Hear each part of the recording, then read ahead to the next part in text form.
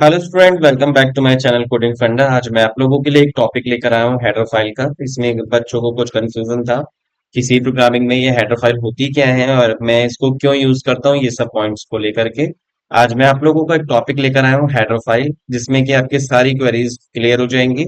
और header file भी they are multiple type, two types of header file होते हैं, बट लेकिन हेडर फाइल यूज कैसे किया जाता है, why we use header file and type of header file. देखिए, आज मैं आप लोगों के साथ डिस्कस कर रहा हूँ हेडर फाइल के बारे में। इसको ध्यान से समझेंगे इस पॉइंट को, तो आपका पूरा प्रोग्राम जो होगा सी का वो बहुत अच्छे से क्लियर हो पाएगा। हेडर फाइल होते क्या है, देखिए मैं पहले तो आपको डिफाइन कर देता हूँ। डेफिनेशन हेडर फाइल होता क्या है। तो हेडर फाइल की definition, header file in the C is a file that typically content declaration of functions macros and a constant or a data type। it means कि यदि आपको कोई भी constant फंक्शन या कोई भी चीज मेरे को डिक्लेयर करनी है तो उसके लिए मेरे को हेडर फाइल की नीड होती है। और हेडर फाइल के बिना मैं किसी भी फंक्शन को, मैक्रोस को, कांस्टेंट को यूज नहीं कर सकता हूँ। कोई भी हेडर फाइल है, कोई भी डाटा टाइप्स है, कोई भी फंक्शंस है, वो सब कुछ इनबिल्ट होते हैं in this header file. So that header file is a very important point। और header file extension have a .h extension। ये .h extension से ही header file को पहचान करते हैं हम लोग कि .h जैसे ही हम लगाते हैं तो हमारे को पता चल जाएगा this is the header file। They allow you to share code between multiple files without need to be a duplicate it। It means कि multiple files को हम easily use कर सकते हैं। No need to be a duplicacy, मतलब duplicate नहीं होगा और इजीली हम अपने कोड को शेयर कर सकते हैं to other files, multiple file. तो हेडर फाइल के बारे में क्लियर हो गया होगा कि हेडर फाइल को मेनली हम यूज करते हैं फॉर फंक्शंस के लिए, मैक्रोस के लिए, कांस्टेंट के लिए, राइट।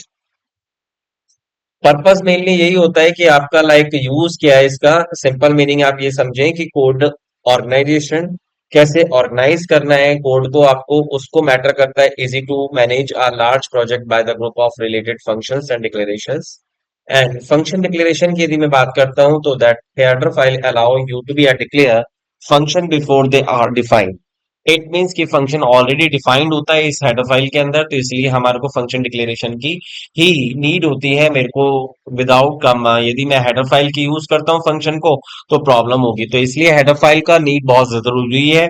और जिसे फंक्शन डिक्लेरेशन लिखा है, header file allow you to be a declare a function before they are defined, मतलब कि सबसे पहले डिफाइन करेंगे और उससे पहले आपको डिक्लेयर करना होगा फंक्शन को। That we inform to be the compiler about the function name, return type and parameter. ये चीज मैंने आपको फंक्शन के अंदर बताया था कि जैसे ही आप कॉल करते हैं, डेफिनेशन करते हैं, तो उससे पहले आपको फंक्शन को डिक्लेरेशन मेंशन करना होगा कि which type of return type and parameter inbuilt in this check to be the compilations. जिस समय आप प्रोग्राम को चेक करेंगे तो उसके लिए आपको फंक्शन डिक्लेरेशन को चेक करना होगा, राइट। देन इसी तरीके से आपके multiple type of separations like header file, source code, you can build in modular program. जैसे कि मॉड्यूलरिटी की यदि मैं बात करता हूँ तो मॉड्यूलर प्रोग्राम मतलब छोटे छोटे मॉड्यूल प्रोजेक्ट्स डेवलप करने हैं, तो उसके लिए भी हमारी हेडर फाइल्स बहुत ही यूजफुल होती है। इसी तरीके से रीयूजेबिलिटी की यदि मैं बात करता हूँ तो function and constant define a header file can be are reuse across a multiple source file. This is a promotes code of reuse and reduce are redundancy. Redundancy मतलब कि डुप्लीकेसी। जिस समय आप फंक्शंस को यूज कर रहे हैं तो फंक्शंस ऑलरेडी इनबिल्ट होते हैं इन दिस हेडर फाइल, और हेडर फाइल आप यूज करते हैं तो आपको फंक्शंस की डुप्लीकेसी से आप रिमूव हो जाएंगे, बच जाएंगे, और बहुत इजी वे में हम इसको यूज कर सकते हैं। So this is the header file definition and the purpose of the header file.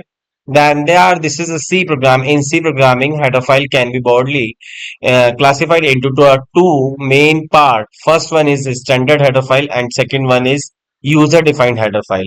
So first one is standard input header, standard header file. It means this is a inbuilt header file जो कि already inbuilt होती हैं, macros होते हैं, इसके अंदर functions inbuilt होते हैं। तो इसको आपको कुछ नहीं, जस्ट आपको हेडर फाइल यूज करनी होती है और उसके अंदर के जितने भी फंक्शंस होंगे उसको प्रोग्राम में इजीली आप डेवलप कर सकते हैं। तो this is a standard header file. जैसे कि लिखा भी है, these are provided by the C header standard header file and included to be the program to access various built in functions and uh macros. इसके अंदर already built in functions और macros होते हैं। They can be use to be the angle brackets। This is a angle bracket, some common standard header file। जैसे कि कुछ header file included है, मैंने बताया आपको कॉमन इंपोर्टेंट यदि बात करी जाए हेडर फाइल्स की, तो they are this is a 5 type of header files like stdio.h, stdio.lib, string.h, math.h, time.h, std.lib भी होता है और conio.h भी हेडर फाइल यूज होती है। तो देखिए इस टाइप के different different type of header files होती हैं, जैसे कि stdio की यदि मैं बात करता हूँ, this is a standard input output header file. Standard input output it means is a basic header file जिसमें कि आप printf और scanf फंक्शंस मेनली यूज करते हैं, दिस इज अ फंक्शन। अब आप कहेंगे ये फंक्शंस क्यों, आप देखिए जैसे ये दो ब्रैकेट्स लगे होंगे, दिस इज कॉल्ड फंक्शन और this is called standard input output header file के अंदर इनको इनबिल्ट किया जाता है। और standard input output header file के अंदर इसका यूज भी होता है printf एंड scanf का। क्लियर है? देन stdlib.h की यदि मैं बात करता हूँ, stdlib it means this is a memory allocation and conversations, मतलब कि मेमोरी एलोकेशंस के लिए इसको यूज किया जाता है, like mainly malloc, calloc, realloc and exit function. Point clear है? तो stdlib for only use a memory allocations point और सिस्टम इंफॉर्मेशंस। इसी तरीके से string.h हेडर फाइल के अंदर स्ट्रिंग के मैनिपुलेशन फंक्शंस के लिए इसको यूज किया जाता है, like str copy, str len, str cmp comparison, almost multiple type of functions. इसी तरीके से मैथमेटिकल फंक्शंस के लिए यूज किया जाता है sine, cos, square root, power, multiple type of inbuilt in this function use. इसी तरीके से टाइम डॉट एच की बात करता हूं, तो time dot H header file के अंदर इंक्लूड होता है टाइम एंड डेट फंक्शंस, जिससे कि आपकी जो सिस्टम की डेट होगी या टाइम होगा या क्लॉक होगी जो भी कुछ, वो सामने डिस्प्ले हो जाएगी with the help of programming. तो देखिए this is a common header file for standard input output header file, stdlib memory allocations के लिए, और string dot H for string manipulations language के लिए, प्रोग्राम फंक्शंस के लिए। और जैसे ही ये कॉमन ब्रैकेट्स लगे होंगे it means this is a functions mainly use for string str copy, str len and math dot H header file की यदि मैं बात करता हूँ, तो sine, cos and square roots होते हैं। क्लियर हो गया होगा? तो this is a common features and common header file in C. और भी बहुत सारी हेडर फाइल्स होती हैं but this is a common header file जो मेनली आप यूज करने वाले प्रोग्राम में। इसी तरीके से आपका यूजर डिफाइन हेडर फाइल भी होती है, तो user define it means according to user need आप इसको यूज कर सकते हैं हेडर फाइल को, बट उसके अंदर कुछ पॉइंट्स होते हैं। देखिए क्या लिखा है, these are created by the programmer, कि प्रोग्रामर अपने अकॉर्डिंग, अपनी डेफिनेशन के अकॉर्डिंग ऑन फंक्शंस और स्ट्रक्चर्स मैक्रो एंड कांस्टेंट, यदि उसके अपने कुछ बनाए हुए फंक्शंस हैं, यूजर डिफाइंड फंक्शन है, स्ट्रक्चर्ड है, उसके लिए हम इसको क्रिएट कर सकते हैं हेडर फाइल को। They are typically included by the using of double quotes, हम जब भी कभी ऐसी यूजर डिफाइंड हेडर फाइल को यूज करेंगे तो हम उसको डबल कोट्स में ही करेंगे, नॉट एंगुलर। हम डबल कोट्स में इसको यूज करने वाले हैं। And user defined header file helps to be the organise code and promoting a reusability. Task देखिए सेम वही होता है जिससे स्टैंडर्ड हेडर फाइल का होता है, इसी तरीके से आपका यूजर डिफाइंड का भी होता है।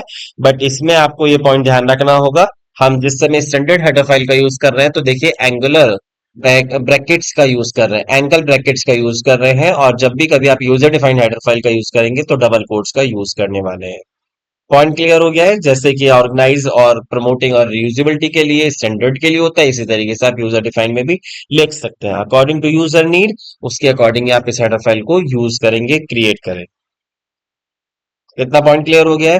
तो this is all about user defined header file और स्टैंडर्ड इनपुट हेडर फाइल। अब इसका नेक्स्ट वीडियो में आपका क्रिएट करने वाला हूं कि हेडर फाइल किस तरीके से यूज करते हैं, उसके अंदर क्या क्या फंक्शंस होते हैं। तो देखिए यदि ये वीडियो समझ में आया, पसंद आया, तो इसको प्लीज लाइक एंड सब्सक्राइब जरूर कर दें। और नेक्स्ट वीडियो के लिए मैं आपको एक प्रोग्राम के साथ समझाने वाला हूँ हेडर फाइल को कैसे यूज करते हैं और उसके अंदर कैसे चेक करते हैं हम कि फंक्शंस कौन कौन से होते हैं, और भी they are multiple type of functions. अभी के फिलहाल के लिए मैंने आपको बताया कि कॉमन हेडर फाइल्स होती हैं, जैसे कि for example this is a 5 type of header files, जिसके अंदर दो दो फंक्शंस मैंने एक्सप्लेन किए हैं, printf, scanf, malloc and exist and str copy, str len, sin, cos, square root, time and clock। इसी तरीके से मल्टीपल टाइप के फंक्शंस भी इसके अंदर होते हैं। तो इसको अच्छे से समझे, और आगे मैं नेक्स्ट वीडियो में मैं आपको प्रोग्राम के थ्रू इसको समझाने वाला हूँ किस तरीके से हेडर फाइल का हम यूज करने वाले हैं। यदि ये वीडियो अच्छे से समझ में आ गई हो तो प्लीज इसको लाइक जरूर कर दें। यदि कोई डाउट है कोई क्वेरी है तो आपको कमेंट बॉक्स में लिख सकते हैं इजी वे में। और ध्यान रखें, इसका जो मैं लिंक में डिस्क्रिप्शन में आपको इसका पूरा कंटेंट शेयर कर दूंगा पीपीटी के साथ, तो उसको ध्यान से देख सकते हैं, वहां से रिट्रीव कर सकते हैं अपनी इंफॉर्मेशन को। Thank you dear students.